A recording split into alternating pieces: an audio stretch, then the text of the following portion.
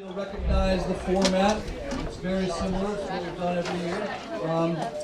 So we'll have a quick slideshow, about a 4 or 5 minute slideshow presentation. I'll have a little more on that later in the show, but I want you to pay attention to the fantastic season. We'll do a 4 or 5 minute slideshow, and then after that, we're going to pretty much get right into the awards. I'll have a couple of brief remarks, and then we'll get right into the coaches and the coaches' presentations and their awards. So, welcome parents, family, friends. Nice to see you all here. Good turnout tonight. Welcome athletes, coaches. And we'll get a slideshow going here. Is there someone out by the lighting? Thank you. All right, let's see if we can get this rolling.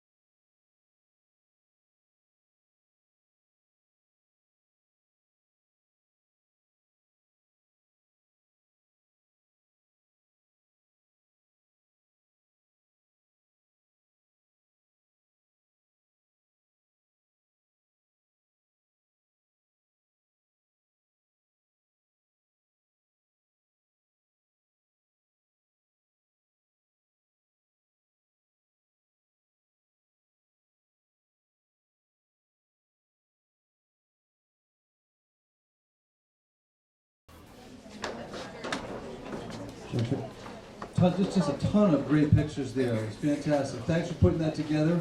I'm going to go through just a couple of thank yous on the heels of that slideshow, because it takes a lot of different people to come together and put together a season for all the sports that we have here in any given season. So I'd like to just before we get to the presentations, I'd like to acknowledge the following people. Sean Anastasia Murphy, who wears many, many hats here. Hold your applause, I want to go through a couple of things. He wears many, many hats here. He's virtually involved in every aspect of our program, whether he's out, lining fields, or working on the schedule, or coordinating officials, having them paid, making sure that this game management set up. He just is a huge help to me in every facet of what we do. So I'd like to thank Sean very much.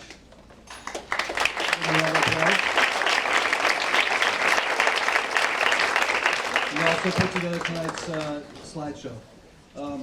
Mike Murphy, who's not here tonight, who helps you guys through your injuries, real and perceived. It gets you all ready to play on the next game, the next practice. He's there every day for you, so I'd like to make sure that we acknowledge him. You don't need to give him a round of applause. He's not here, but thank him when you go down and see him. And by the way, if you haven't had a chance to meet Mr. Murphy, you should, because he's not going to give you a cookie and a pat in the back, but he will be a real big help. He's a huge asset to us and for all of our athletes. So make sure you check in with Murphy.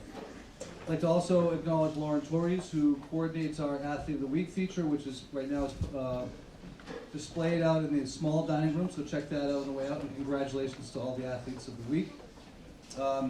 Lauren also runs the Empowerment Through Athletics program for our female athletes.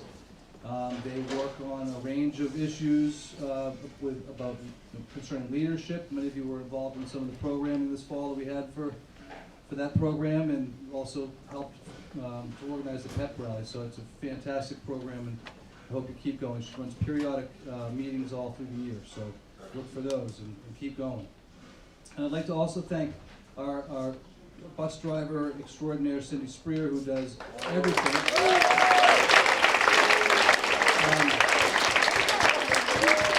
Whether it's a Saturday or a Wednesday, whether it's Western Mass, Rhode Island, or Maine, she's always ready to go, and she always brings her camera, and it's the reason why we have all the pictures that we get to look at. So we will post this, a link on the website, so if you want to look at it again, or if you want to look at it at home with family, it will be up, and you can check it out there. But thank you very much, Cindy Spreer, for what you do. And I'd just also thank the Student Life Office, and also I'd like to thank the kitchen for their coordination and getting everyone fed and helping us with this night as well. So, and then last but certainly not least, I want to thank all of our coaches who do an incredible job with all of you each and every day. I think the day and age of the teacher-coach is kind of slipping away in most high schools. If you go to most high schools today, particularly the public high schools, you don't see too many teachers who are still coaching. You see it a little more in some of the independent schools, but we don't see it like we have it here. We had every single coach this fall is working with you all in the classroom, working with you in the dormitories, working with you on Saturday schools and everywhere else. So it's a really fantastic, I just can't overstate that enough, that you guys are really lucky to have your coaches also be the ones that you get to work with each and every day here. So thank you to the coaches.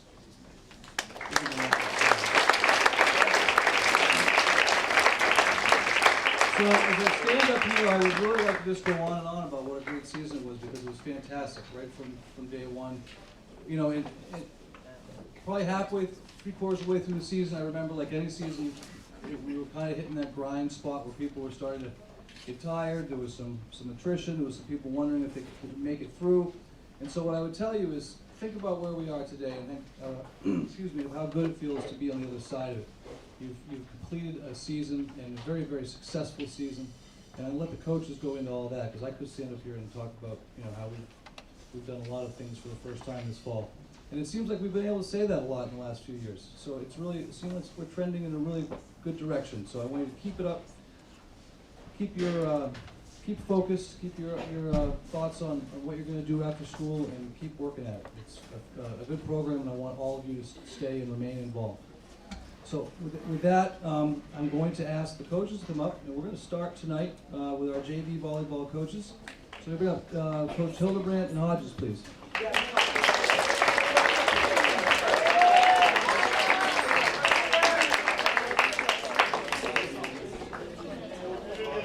Good evening. Thank you all for coming out.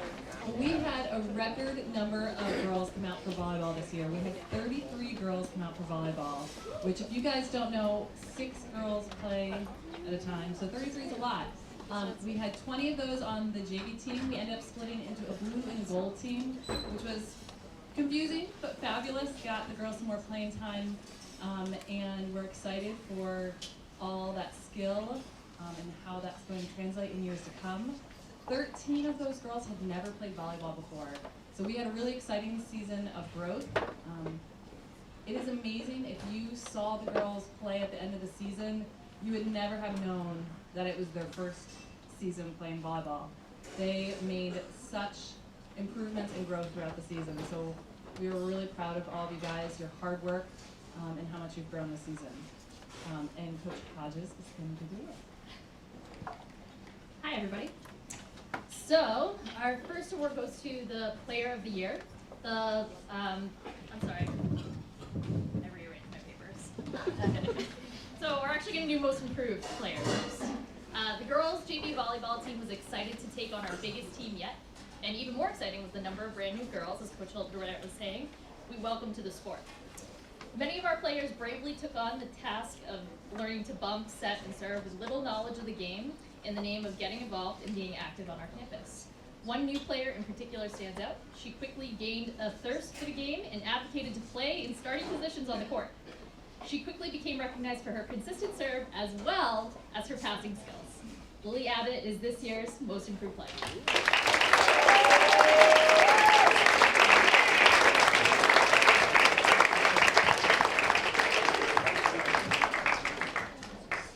Moving on to the Coaches Award. The JV Volleyball Coaches Award this year goes to a student who demonstrated excellent sportsmanship and team leadership skills. She's consistently a positive role model for both students and staff. Being a new player this year, she was open to playing many positions and showed great improvement over the course of the season. Thanks very much to Caitlin McLaughlin.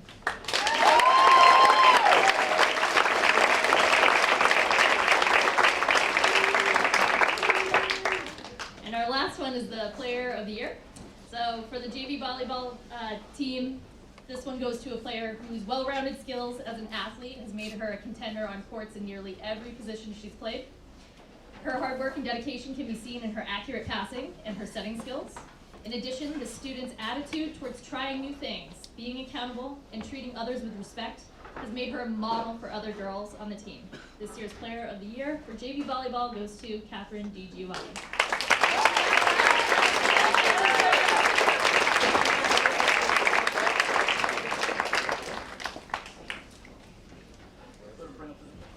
Next up is varsity volleyball.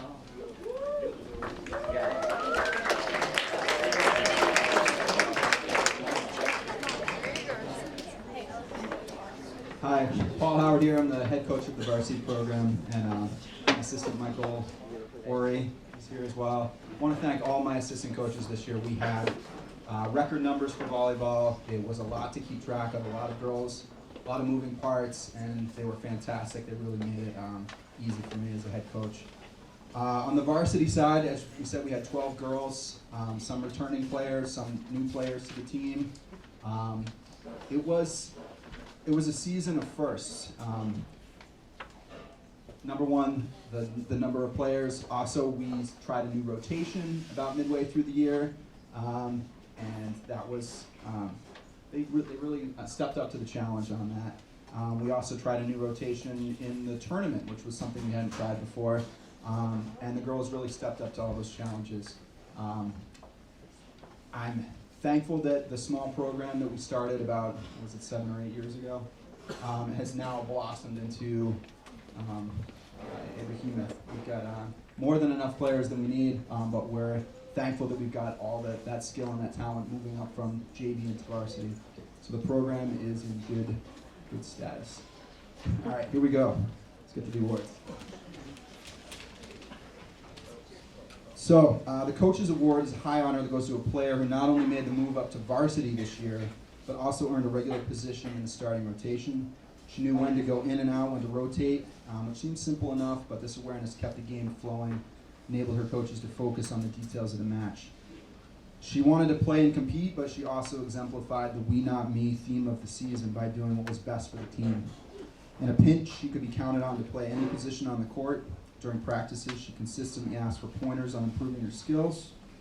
After a long match, when all the players scattered to dinner, she stayed behind to help her coaches take down the nets. I learned that she has a court measured out in her yard where she works on serving in her free time. This is the attitude, dedication, and coachability needed to build a strong volleyball program. For these reasons, Catherine Burns deserves special recognition as the recipient for the Varsity Volleyball Coaches Award.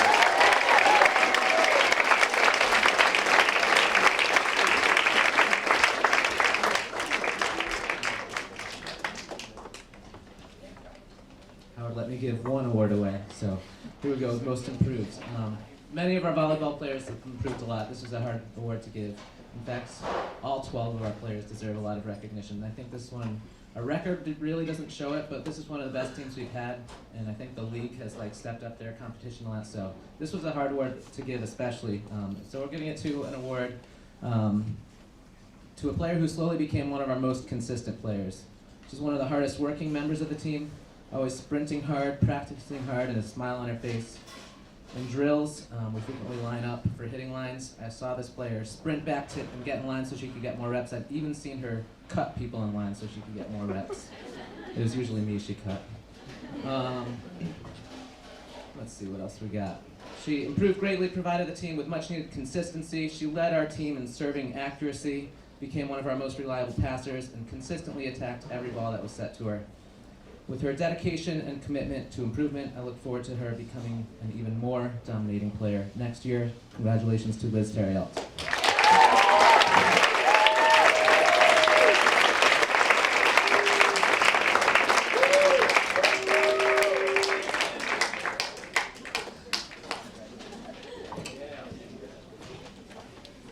Nice handoff. All right. So I also want to recognize the seniors and thank them for their dedication. Maddie Aldrich, Cole Baskin-Young, Kayla Hudzik, Katie Dacey, Elizabeth McManus, and Lily Jarvis. Thank you guys for helping to build the program.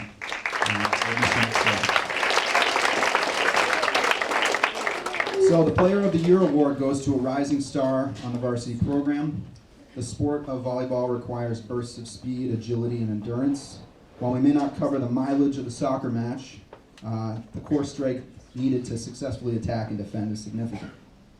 This player's athleticism and perhaps a bit of her personality might be evident in the fact that she routinely does handstands during downtime in practice. Yeah, it's intense. It's like hand push-ups, over her head. She played no small role in this season's only in-league victory by serving up an astounding 20-plus aces in the 5-game match against CSW. For those of you that don't know, an ace is a serve that can't be returned because it's just so awesome. During the season, she quietly went about business by hustling into positions, setting up her teammates for attacks. However, she can elevate over the net herself and put down some jaw-dropping spikes and blocks. She has been a wonderful addition to the varsity program, and it's clear that she's been developing her skills over a long time. This season, her coaches unanimously named her Landmark's IGC All-League player. We got to name one. I'm hoping for 3 more years with this outstanding recipient of the Varsity Volleyball Player of the Year, Lily Martin.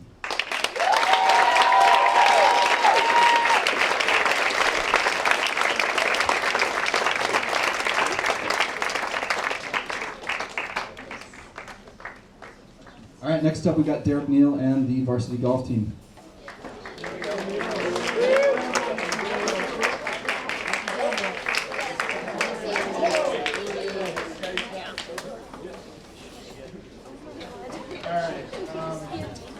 This year we had a roller coaster of a season.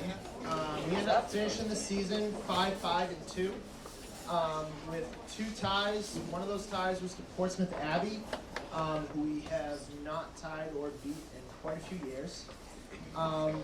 Another big highlight from the season was that we beat Beaver Country Day to give them their only loss of the entire season and their only loss in 2 years, which they are the reigning champs. So that was felt pretty good to give them a loss.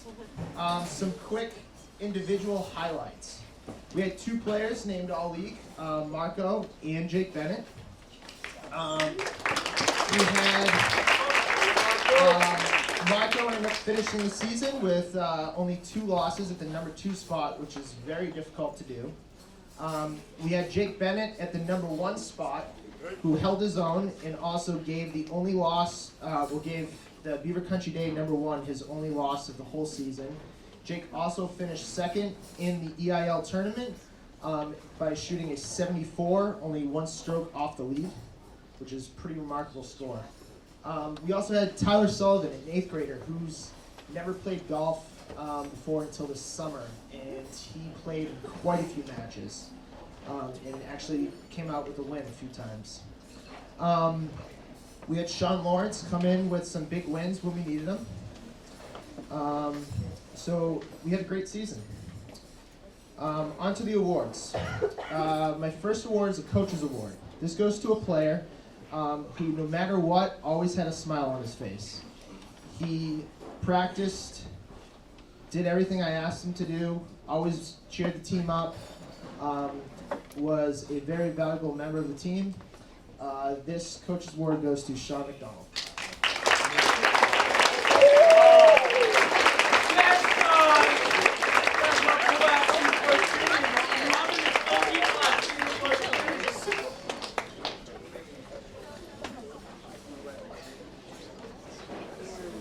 All right, our most improved. This goes to an 8th grader who just picked up clubs for the first time this summer, and by his last match was able to break 50 and shoot 47. The most improved goes to Tyler Sullivan, who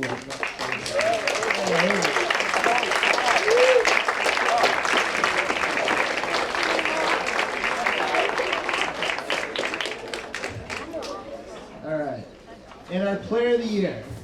This goes to a player who is our number 1, who has to play the best players in all of the league. It is a very difficult position to be in. It's very challenging. And he really came through for us this year and brought us a bunch of wins. The player of the year goes to Jake Bennett.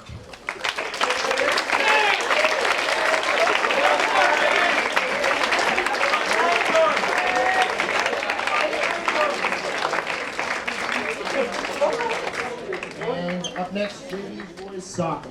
Hey. How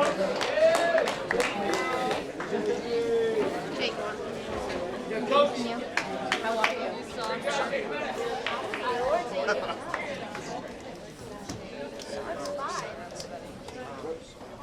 There's a possibility I will pass out while standing up here because this makes me extremely nervous. So I'm holding the microphone so far away. Alright, this year's boys JV team worked their butts off to compete at a high level. We finished the season 4, 6, and 2, but those 6 losses are not indicative of the level of soccer these boys played. Throughout the season, they practiced surfing on defense, triangles on offense, and shooting low and hard and away from the goalie, sometimes. They used these skills in every game, and it showed on the field. Our 4 wins were hard fought, our ties felt like wins, and our losses were always close. We only lost 1 game by more than 2 goals. No one can forget our win against LCA in the pouring rain, or when we defeated Pingree at home with a header goal off a corner kick. Or the best game we played all year against LCA at home, where every player stepped up and played beautiful soccer. Overall, we had an extremely successful season, and I'm really proud of these boys for all their hard work and dedication they showed throughout the year. So now on to the awards.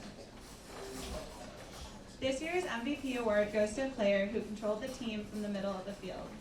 He's a leader on the team as a captain, but also in goals, scoring a total of 8 this season. This year's MVP award goes to Ryan Graff.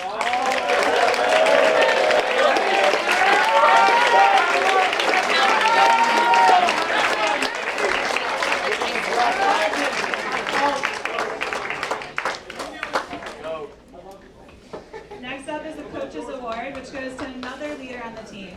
This young man controlled the defense and shut down any attacks on goals. He was never afraid to challenge an oncoming forward and was a giant on the field. This year's Coach's Award goes to Quinn DeMaine.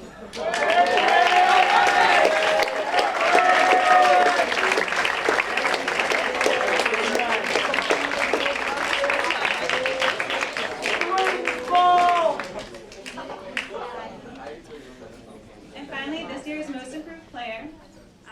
He started this year as a defender where he thrived, but he constantly asked for extra help outside of practice and more playing time. By the end of the season, he was playing both defense and midfield. His ball control and field vision grew immensely all year. This year's Most Improved Player goes to Alex Darcy.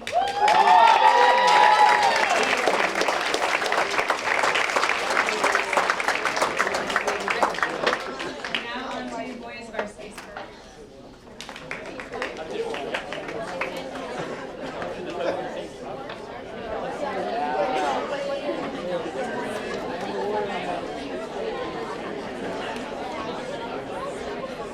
Yeah, you good? Over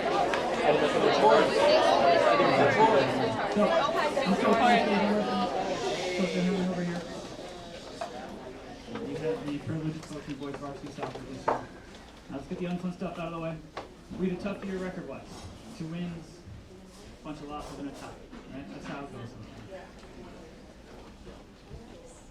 It's tough to walk away sometimes from a season like that with a positive attitude. But sometimes you have to sit back and consider where you play, how things go, and then take what you can from it. Now, we play in a league of 8 teams. Of those 8 teams, 5 made the NEPSAC tournament this year, which means over half our league is currently playing against the rest of the best teams in New England. At one point or another, every time this season in a game, we scared the crap out of one of those teams. Every single one. We played more tight 1-goal, 2-goal games where we were getting shots and creating opportunities than you could possibly imagine. But we get to continue to get better. We bring a lot of young players back next year. We'll start knocking on that door and scoring some goals and see what happens then, right? So, I thought it was a great year, despite the record. And Coach Ahern here is going to take care of Coach's Award. All right. I'm going to jump right into Coach's Award first. This is an award that goes to a player who's been on the varsity for 3 years as a starter, plays one of the hardest positions on the team as a midfielder, fulfilled all his responsibilities, and also fulfilled the responsibility in the very last game of the year of following our coach's instruction and shooting low and hard to the corner for a penalty kick. Coach's Award goes to Sam Legan.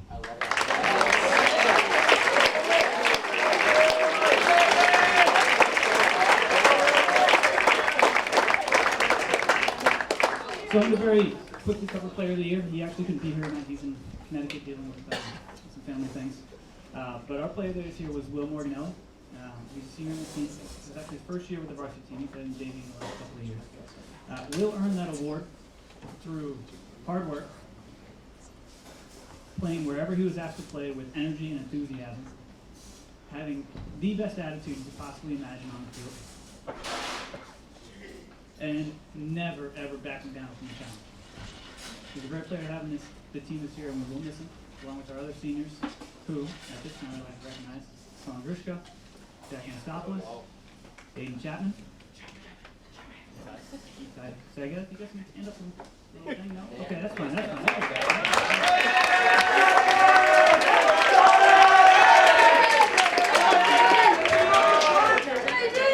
So, most improved is always a funny thing to talk about. There's so many different ways to improve over the course of a year. You can get better with your skills. You can get faster. You could just grow from one year to another and improve just like that, right? I think for this year's most improved player, I think the best way to describe his improvement was not physical, wasn't technical, wasn't skill. It was his understanding of his job on the team, his job on the soccer field, right? And how to effectively attack that job every single game and get better every single game. And the best way for me to describe that is his first game to his last game. His first game, he played 5-6 minutes, would come off the field for 5-6 minutes, and we talked. And he'd go back into the field for 5-6 minutes, and he comes back up for 5-6 minutes. Every game, he played a little bit more and a little bit more. And in the final game of the season, Nick Lepardo played for 80 full minutes and never stepped off the field. Nick Lepardo's our most improved player this year.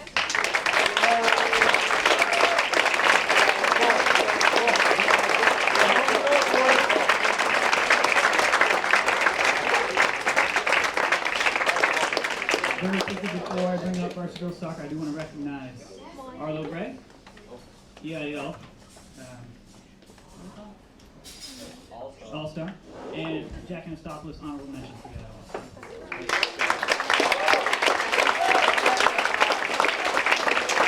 Next up, girls varsity soccer, Coach Mondrelli, Kennedy, and Fran.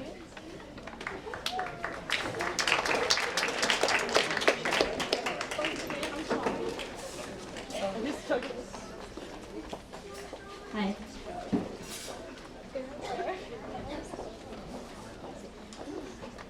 Alright, so in my 3 years of coaching now, this fall 2017 season was a roller coaster, to say the least. Nearly 30 girls on the team, we had a lot of personalities on the field. And while high school can be a time of tension, these girls left everything off the field. They came to practice focused and energized, and when they didn't, I ran them hard. The month of September was really tough for us, with a new group of girls playing together and a new trio of coaches getting to know each other. We lost 4 out of our 6 games in September. What were we doing wrong? I kept thinking, what can we do better? And so going back to my camp roots, I made them do a bunch of hippy-dippy tree-hugging stuff like the human knot. And we did that day after day, and bring us to November, October. October comes after September. In October, we did not lose a single game. And I think there's something to be said for these girls because, like I said, it was a rocky start, and they came a long way. And we had a 9-game streak of winning. So, congrats to the girls.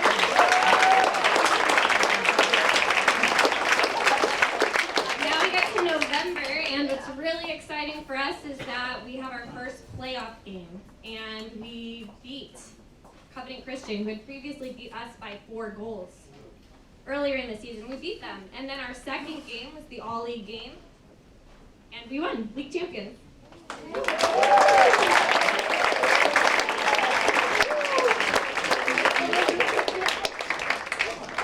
I am really proud of these girls, and I just want them to know each and every one of them has improved so much. And while coaching can be extremely tiring at times for us teachers, these girls this season reminded me of why I love coaching here at Landmark. So we're going to start with our Coaches Award.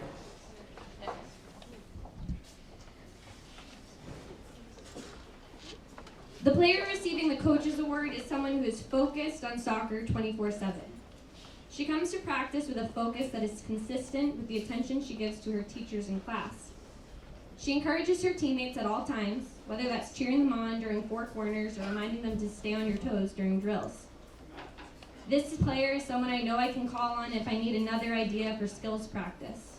She loves the game of soccer, but she also loves being on this team, which reminds us coaches of why we love it too.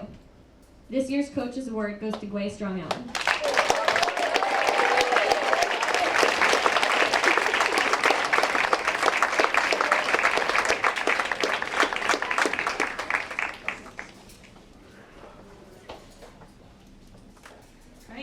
Most improved player. The most improved player on this team is someone who has hid her talents from us until halfway through the season. She's someone who went from making JV during tryouts to playing most of every varsity soccer level game. Despite her small size, this player has one of the biggest kicks and one of the most accurate kicks. She runs hard at practice and she speaks the language when she's on the field. You'll know her from doing the dance with Mondrelli after winning games. This year's most improved player is Sophia Duff.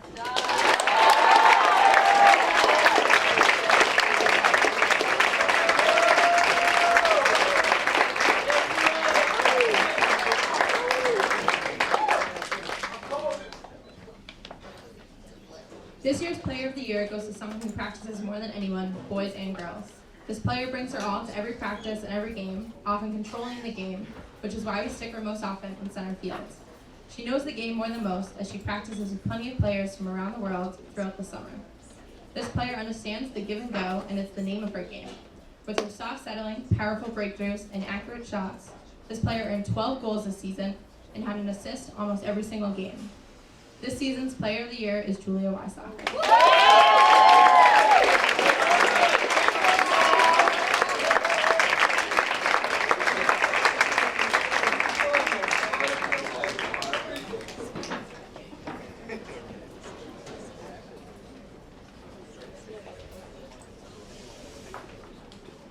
They say unsung hero for a reason. This is a player who hardly goes recognized. While she started her Landmark career as a second string, she worked hard training over the following summer to prove us wrong, becoming not only the best at Landmark, but probably the best in the league each year. This player fights quietly, never cocky, and never asking for recognition. Her position demands her to be brave and requires her to trust her teammates more than anyone else on the field. She is called upon to make a tough decision from what side we should start on to whether or not we should slide tackle a striker on a breakaway. This year's unsung hero, with 162 saves this season, goes to Anya Crowley.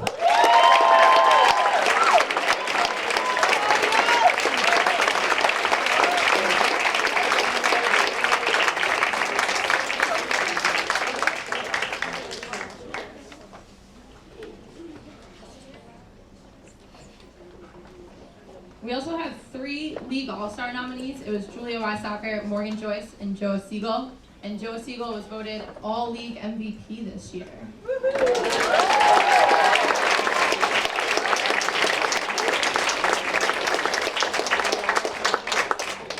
Next up is boys and girls cross country with Mr. O'Riordan.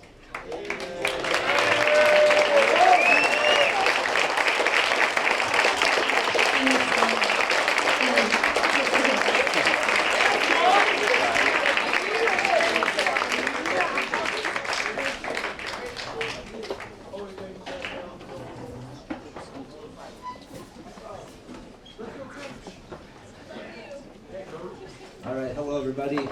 My name is Tom O'Riordan, Kevin Roberts and Christina Scanlon, and we are the cross-country coaches. We want to say a quick thank you to Brooke and Sean and the entire athletic department, as well as Cindy, who everybody knows is the best bus driver / photographer around. And also to Mike Murphy. I don't think he's here, but you can't run a solid cross-country team without a really good trainer. It's too demanding. You need someone who can give you an honest opinion on if you should run, if you should rest, and he's the best around. So thank you to Mike. Also thank you to the parents who lug your athletes to practice on Saturdays, to meets on Saturdays, to practice on long weekend Mondays. We hugely appreciate it. And of course, I say this every year and I get choked up every year, the athletes. All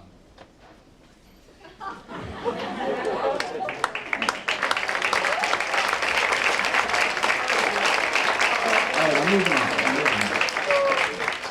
All right, we coach 3 teams. We coach the girls varsity team, the boys JV team, and the boys varsity team.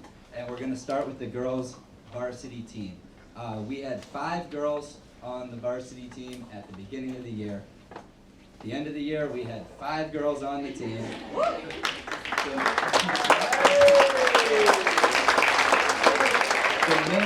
The minimum amount of athletes you can have without forfeiting a meet, 5 girls. So there was no room for error, there was no room for, sickness, there was no room for wimpiness, there was no room for anything. It was 5 or nothing. We set goals on our teams. What we do, we set goals and we work towards those goals. And the goals we set for the girls were to be competitive in some races throughout the season, and we were. We were competitive in some races. They didn't go our way throughout the season, but we were competitive in them, and we truly were. Our other goal was to compete in EILs. Our idea was we wanted a team of 5 girls to compete and score as a team in EILs for the first time in probably 4 years, I think, maybe more. 3 weeks out from EILs, we realized, oh, okay, we have something here, and we can try to compete at New England's. So we sat down as a team and we decided we'll go for New England's.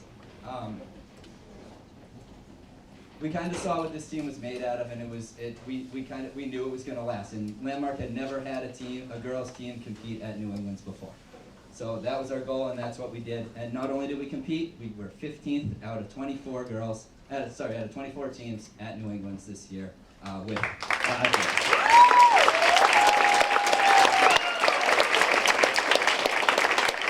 All right, Coach Salmon for the Girls Awards.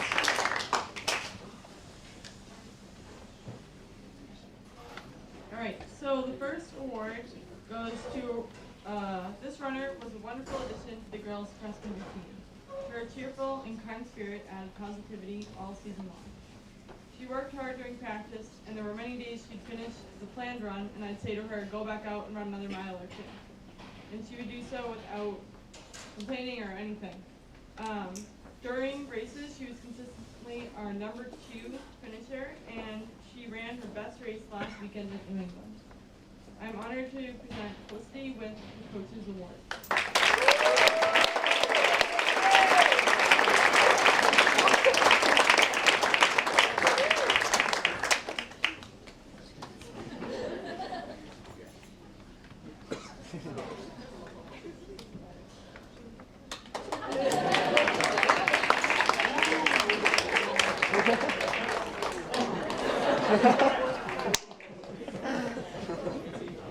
Alright, this young lady is a returning runner to the girls' cross country team. Throughout the season, she demonstrated determination, dedication, and enthusiasm at practices and meets. When her knee acted up, she did not stop training and continued to be an active member to improve her time. She shocked herself and coaches every time she broke her goal time. She raced with determination and showed off her competitive edge by always asking the coaches who she should try to beat during the race. She was a true team member and always looked out for her teammates and supported them in any way she could. I am honored to present Lucy Lott with the Coach's Award.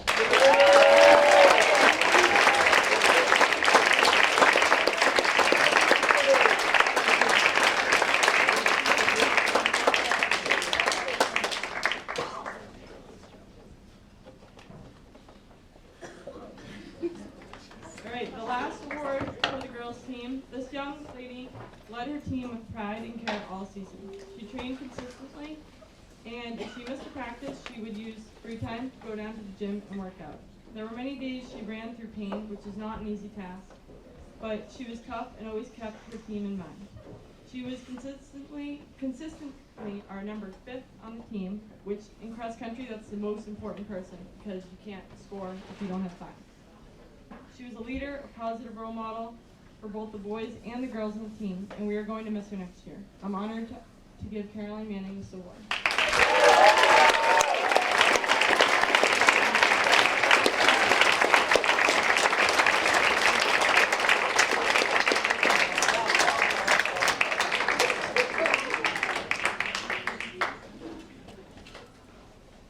All right, on to the boys JV team. Well, first of all, congratulations on a back-to-back New England championship at the JV level.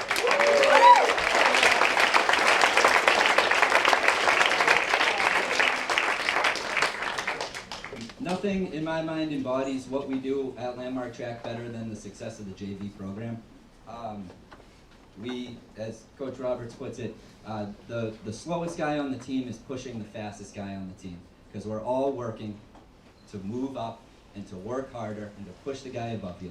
And that's just how we do things here. This combined with the excellent leadership of Jared Sweeney and Jared Joshi as JV captains provided these guys the opportunity to go back to back. And that's all you can ask for really, is to work your way into an opportunity, and then when you get the opportunity, to make the most of it. And that's exactly what these guys did. Some statistics from the race. So at JV New England's, it's the same teams that the varsity faces. 8 out of the 10 top finishers were Lamb.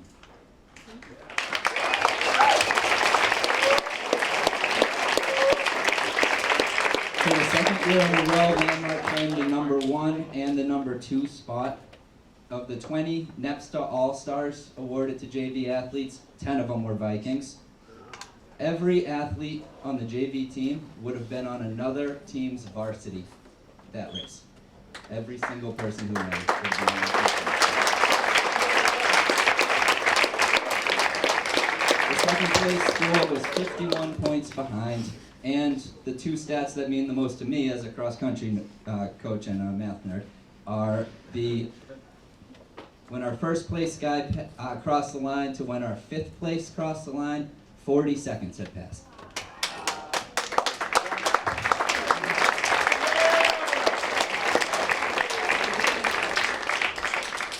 When our seventh had passed, when our seventh crossed the line, 43 seconds had passed. All right.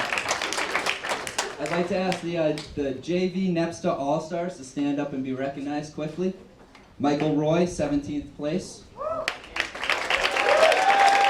Andre Sicarenza, 15th place. George McNamee, 10th place. Blake Bandera, 9th place. Ian Alsop, 8th place. Pedro Slump, 7th place. Jared Joshi, 5th place. Zeke Riley, 4th place. Peter Laird, 2nd place.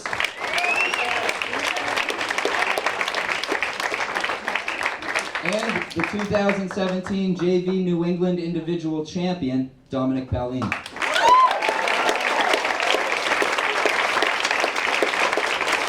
Congratulations, guys. Let's do it again next year. Here's Coach Roberts for the JV Awards. I think Tom did paint an accurate picture of the day. It was certainly in watching that race, if you were there as a landmark, if you were not there as a landmark person, it was dominant, and we were very proud to be part of the landmark school. All right, 4 awards. First off, this second-year runner came into this preseason prepped from his summer training and was ready to go. From the beginning, he showed determination, worked incredibly hard all season. Through the course of the season, he logged a whopping 141 miles. His work certainly paid off. Just follow this progression. He started the season with a time of 23:21. The second race, dropping a minute to 22:14. Next, the 20:54, 20:21, a 20:07. See how this is going down and down the right way. Eventually down to a PR of 19:37. His focus put him in a position to step up to the line with 120 JV runners at New England's and win. We're looking forward to him on our varsity squad next year. This first award goes to Dominic Paolini.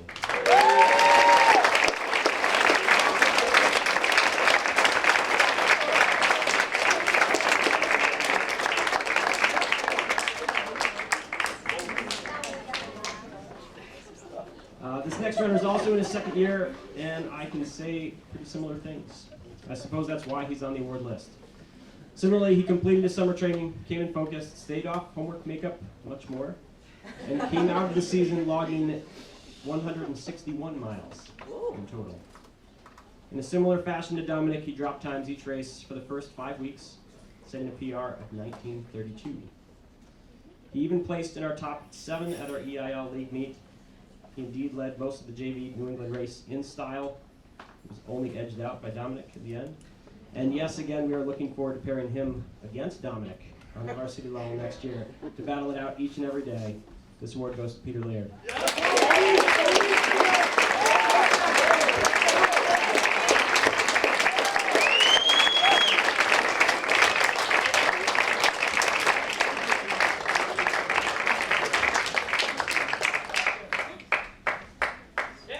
The final JV award goes to a,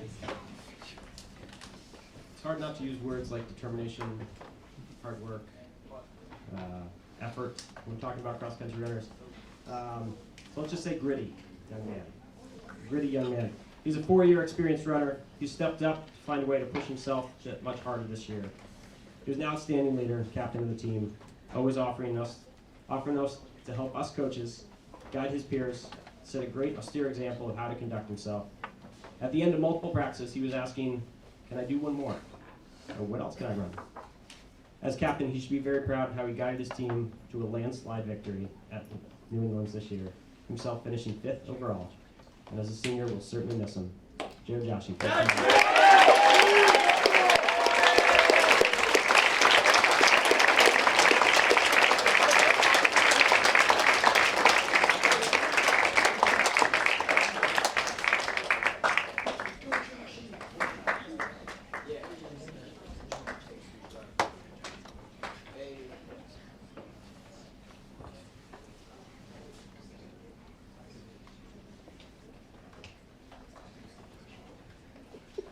So it's always funny standing here because you start a season, we started summer training at the beginning of the summer and then, started preseason 11 weeks ago.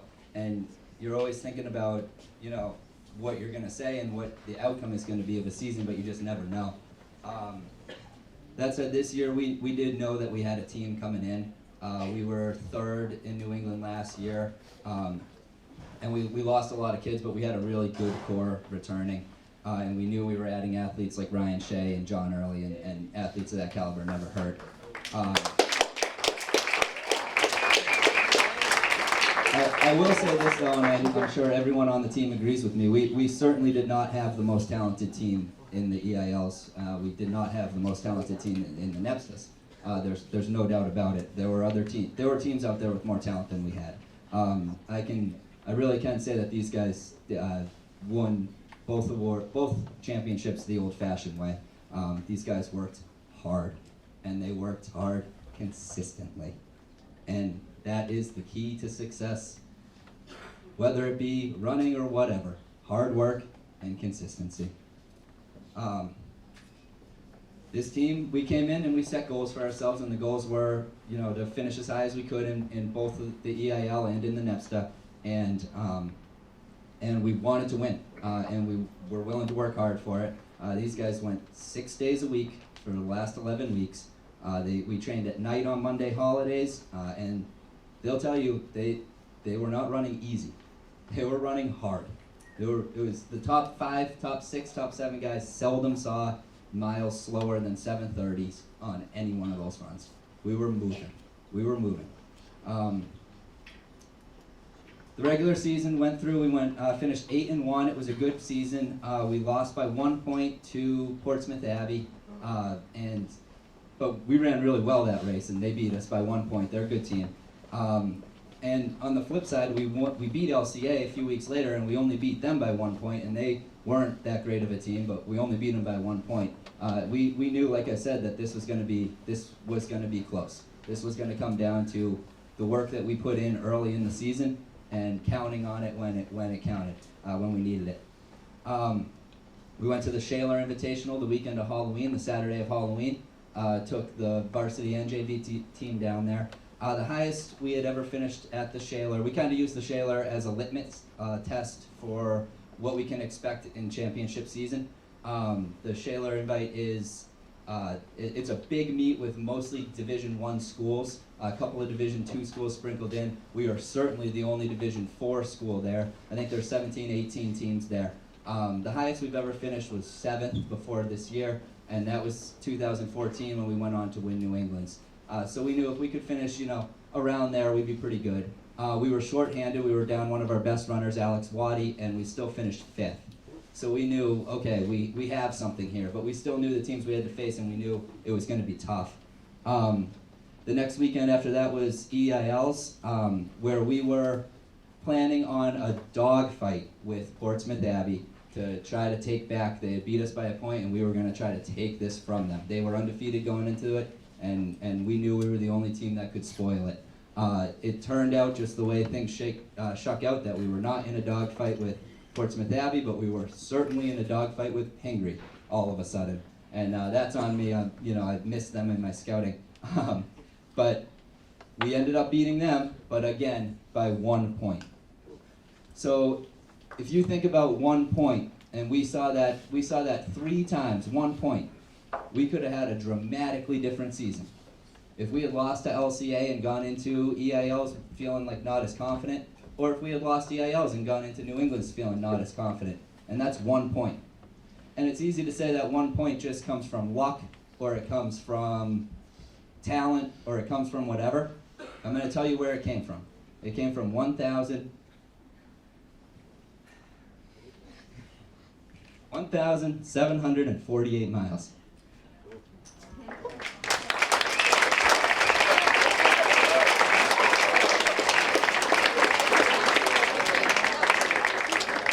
Just to be clear, that's the amount of miles that the top 7 guys ran over the course of the season.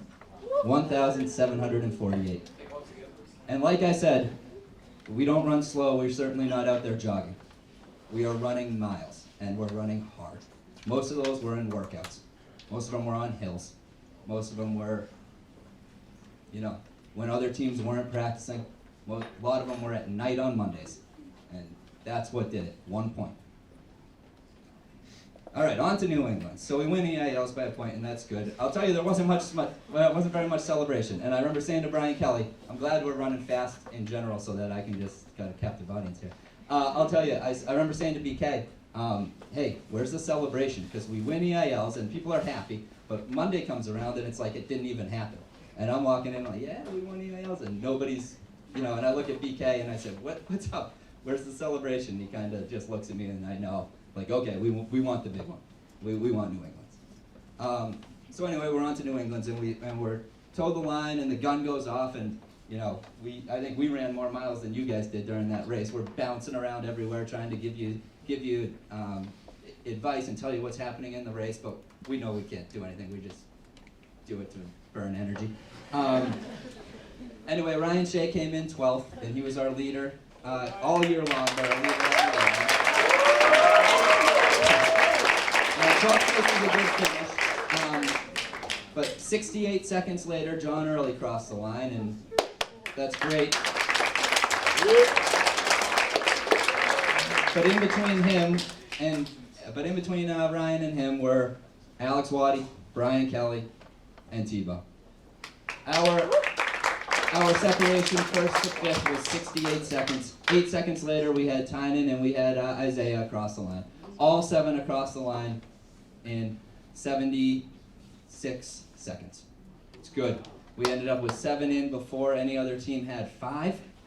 And we ended up winning the meet by 31 points.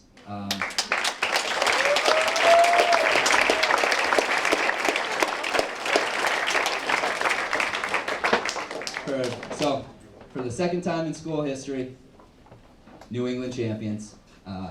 Fantastic, guys. Congratulations. All right.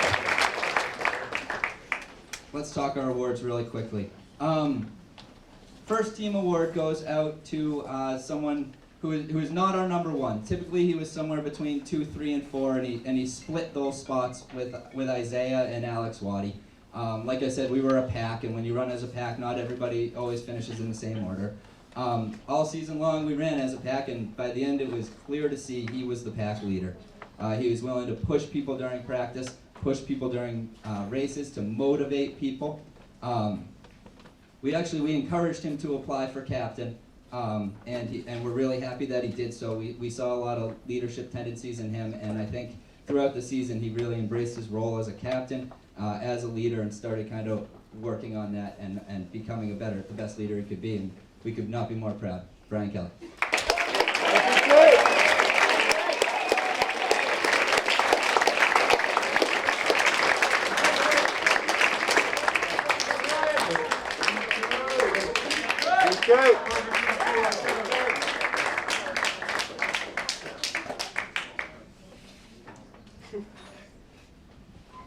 All right, our next team award, I don't know what else to say. This guy was our number 1. And I don't like to have number 1s on any of my teams. I just don't. I want all 7 guys scrapping and clawing and fighting for that number 1 spot every single race, because that's what produces fast times. But it doesn't matter what I want. This kid was our number 1.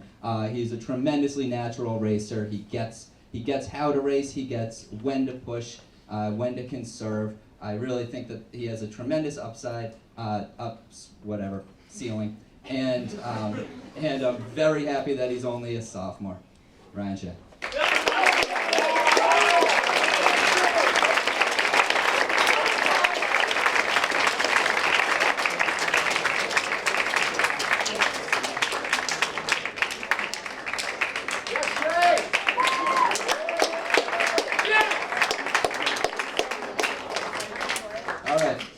Our last team award before I announce the NEPSTA All-Stars and the EIL All-Stars. This one's my favorite.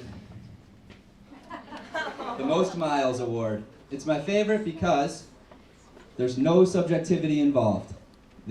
We track every mile these kids run. We know what they run, we keep track of it, we know pace, we know everything. This person ran the most miles this season.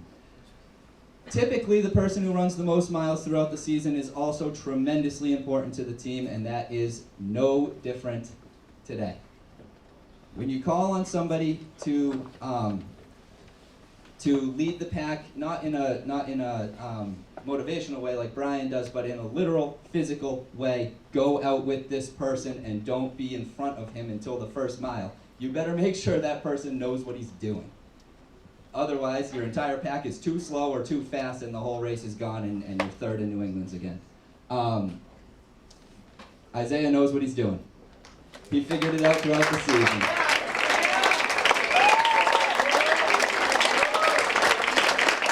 $284 miles in the last 10 weeks. Isaiah Castellucci.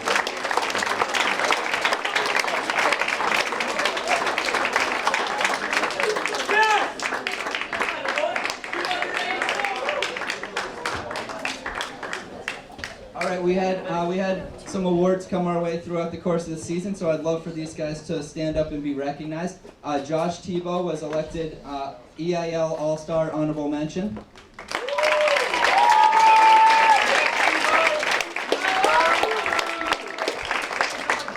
Another EIL All-Star, and this actually just came around last night at the coaches meeting.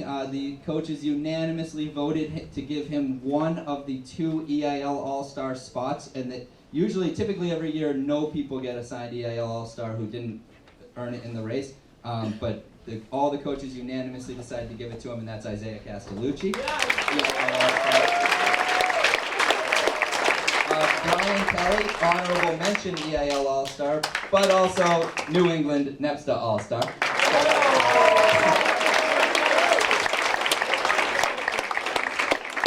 Alex Waddy, NEPSTA All-Star, EIL All-Star. And Ryan Shea, NEPSTA All-Star, EIL All-Star.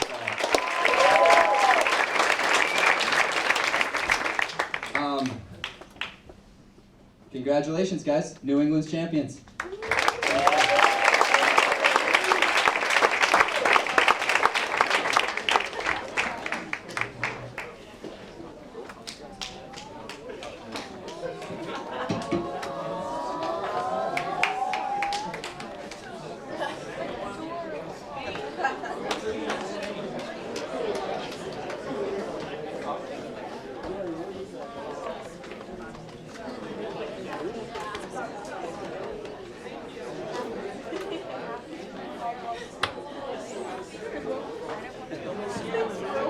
I think it's pretty clear for everybody to see that these kids really enjoyed running for these coaches.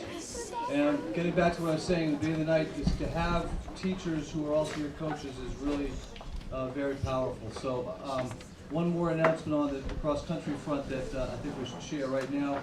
I just got an email before I came up here recognizing Tom O'Riordan and his coaching staff as the EIL Coaches of the Year. So.